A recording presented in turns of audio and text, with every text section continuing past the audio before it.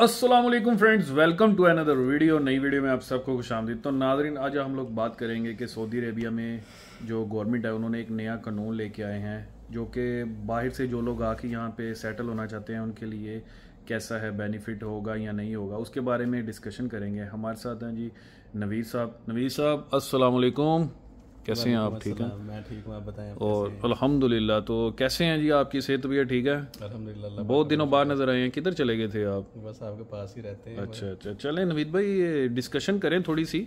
जो Saudi Arabia में अभी एक नया कानून आया है कि ये दे रहे हैं जी, पीआर दे रहे हैं, तो उसमें क्या क्राइटेरिया है और कितनी इन्वेस्टमेंट लोगों को करनी पड़ेगी, तो इसमें थोड़ा सा ऑडियंस को बताएं, ऑडियंस इसके बारे में जानना चाहती है। चलें जी। आज सऊदीया ने एक नया निज़ाम मुतारफ़ करवाया और नए निज़ाम के मुताबिक ये है कि आप अब सऊदी अरेबिया में जो है वो परमानेंट जो रेजिडेंसी है उसके लिए अप्लाई कर सकते हैं। तो इस निज़ाम को उन लोगों ने दो जो है कह लें कि इकसाम में कैटेगराइज किया है। नंबर ये एक है कि आप एक ही दफ़ा प्रोसेस करें, फ़ी पे करें और कह लें कि लाइफ टाइम जो है वो आपको परमानेंट रेजिडेंसी मिल जाएगी, ठीक है। और जो दूसरा निज़ाम ये है कि आप उसमें मतलब उसमें फ़ी मिनिमल है, लेकिन वो हर साल जो है उसे आपकी फ़ी उसकी जो है वो दोबारा से आपको पे करना पड़ेगी। और इसमें अगर आप बात करें बेनिफिट्स की, तो बेनिफिट्स इसमें ये हो सकते हैं कि आप जो है वो कफ़ील के बगैर कोई भी किसी भी किस्म का कारोबार कर सकते हैं, किसी भी किस्म की मुलाजमत कर सकते हैं। अगर आप कोई प्रॉपर्टी परचेज़ करना चाहें, आप प्रॉपर्टी परचेज़ कर सकते हैं। और उसके अलावा जो एक सऊदी को यहाँ पे बेनिफिट होते हैं, लाइक वो स्कूलिंग को लेके, बैंकिंग को लेके, हेल्थ को लेके, वो सारे बेनिफिट्स जो हैं वो आपको मिलेंगे। और अगर आप जाते हैं परमानेंट प्लान की तरफ जाते हैं, लाइफ टाइम प्लान की तरफ जाते हैं, तो इसकी अप्रोक्सीमेटली जो कॉस्ट है वो 8 लाख सऊदी रियाल हैं। तो अगर करंट रियाल की कन्वर्जन रेट के मुताबिक चलें तो ये पाकिस्तानी को 6 करोड़ रुपया बनता है, ठीक है।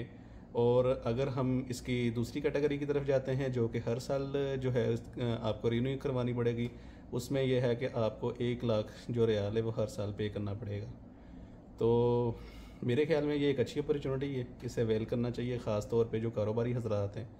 लाइक ये कि एक बंदा जो है वो डिफरेंट जो है वो लाइक अगर एक बंदे ने एक परमानेंट रेजिडेंसी ले ली है, वो 3 से 4 बिज़नेस कर रहा है, तो वो लाइक उसके ब्रदर हैं, भाई हैं, दोस्त हैं, तो हम लोग मिल के जो है वो एक ही रेजिडेंसी, एक ही क्या कह लें कि ना कार्ड के ऊपर जो है वो डिफरेंट चीज़ों को रन कर सकते हैं।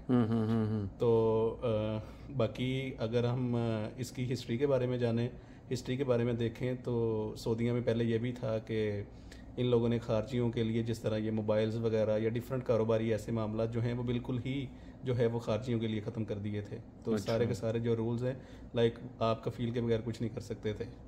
तो मेरे ख्याल में ये चीज़ बहुत अच्छी है। लाइक आप किसी भी कंपनी के साथ डायरेक्टली काम कर रहे हैं तो वो 100% प्रॉफिट आपका है, ठीक है।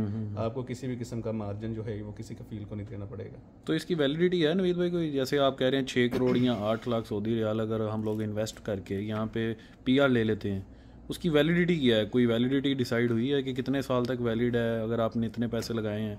देखिए, वैलिडिटी की जैसे मैंने बात की है कि अगर तो आप 8 लाख रियाल पे कर रहे हैं तो वो लाइफ टाइम होगा, ठीक है। अच्छा। और जो दूसरी कैटेगरी है, दूसरी कैटेगरी में ये है कि आपको हर साल जो है वो 1 लाख रियाल पे करना पड़ेगा। इसमें एक चीज़ मैं स्किप कर गया कि इसमें आपका जो वीज़ा वगैरह जो है, आपको वीज़ा नहीं परचेज करना पड़ेगा, आप अपनी फैमिली को स्पॉन्सर कर सकते हैं, ठीक है। तो डिफरेंट जो है वो बेनिफिट्स हैं, लाइक बीइंग ए मुस्लिम, हमारा जो कह लें कि सबसे बहुत यानी कि सबसे बड़ा रिलीजियस पहलू जो है वो ये है कि हम हज और उम्रा के लिए जो है हमारे लिए बहुत सारी आसानियाँ हो जाएंगी। सही है। तो बाकी डेफिनेटली ये कि कारोबारी लिहाज से तो जो है वो ये चीज़ बेनिफिशियल है ही है। मतलब कि आप कह रहे हैं इतने पैसे अगर जो बंदा डायरेक्ट पीआर लेना चाहता है उसको 6 करोड़ पे आप पीकेआर में या 8 लाख सऊदी रियाल यहाँ पे आके सिर्फ एज अ रेजिडेंसी लेने के लिए पे करना पड़ेगा, ठीक है। और बाकी जो चीज़ें हैं अगर वो यहाँ पे अपने बिजनेस सेटअप करना चाहता है बड़ा, उसके लिए अलग उसका अमाउंट डिपेंड करता है कि वो कौन सा बिजनेस करना चाहता है। डेफिनेटली वो उसके अपने क्या कह लें कि इंटरेस्ट के ऊपर है, उसकी एक्सपर्टी के ऊपर है कि वो किस बिजनेस के या किस मुलाजमत के शोबे में जाना चाह रहा है। एक चीज़ मैं और क्लियर करता जाऊँ कि जो यहाँ पे किसी भी मुल्क का जो रेजिडेंट होता है ना, उसके लिए उसका पे स्केल और जो खारजी जिसे हम कहते हैं ओवरसीज़ कहते हैं, उनके लिए पे स्केल जो है लेवल और उनकी जो सैलरीज है वो डिफरेंट होती हैं। ठीक है। डेफिनेटली ये कि अगर आपको एक सऊदी परमिट या सऊदी आपको रेजिडेंसी मिल जाती है तो आपके लिए आपका जो है वो आपकी सैलरीज भी जो है वो एक वाज़ेह फ़र्क आपको नज़र आएगा। ठीक है। जिस तरह अब अक्सर लोग ऐसे हैं लाइक हम लोग सऊदीया में मौजूद हैं तो देखते हैं अक्सर नेशनैलिटीज़ हैं लाइक यूके नेशनल्स हैं, कैनेडियन नेशनल्स हैं, वो वहाँ की नेशनैलिटी के बेस पे यहाँ पे आके काम कर रहे हैं। सही बात। लाइक सऊदी अरेबिया जो है वो काम करने के हवाले से जगह ऐसा नहीं है कि जगह अच्छी नहीं है, जगह अच्छी है, लेकिन ये कि जो लेबर मार्केट के लॉज थे उनमें कुछ बैरियर्स थे। तो डेफिनेटली ये है कि इनकी गवर्नमेंट जो है डिफरेंट कंट्रीज़ के लॉज को अब कंपैरिजन करते हुए कुछ चीज़ें जो है वो आसान कर रही हैं। तो उम्मीद है कि टाइम के साथ मज़ीद आसानियाँ होंगी। और वैसे भी सऊदी अरेबिया में जो है वो क्या कह लेगा एक्सपेक्ट किया जा रहा है कि आने वाले 8-10 साल जो है बहुत ज़्यादा क्या लेके बहुत अच्छे हैं ग्रोथ के पॉइंट ऑफ व्यू से, बिज़नेस के पॉइंट ऑफ व्यू से। उसके अलावा ये कि सऊदीया में जो है वो फीफा वर्ल्ड कप भी आ रहा है, तो फिर उसके बाद न्यूम सिटी है, तो ये बड़े ब्रॉडर विजन के ऊपर जा रहे हैं।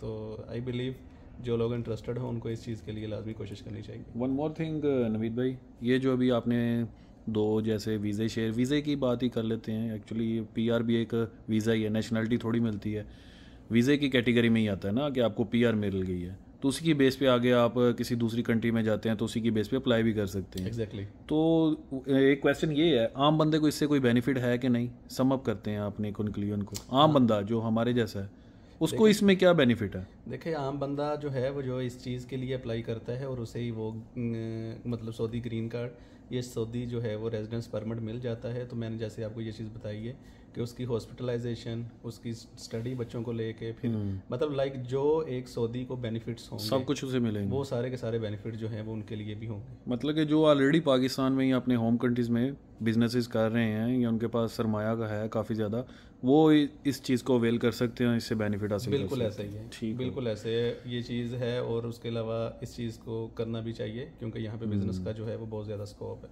ठीक हो गया, चलें जी। तो नाज़रीन ये था हमारे साथ नवीद भाई थे, माशाल्लाह इन्होंने बहुत अच्छे तरीके से आपको गाइड किया।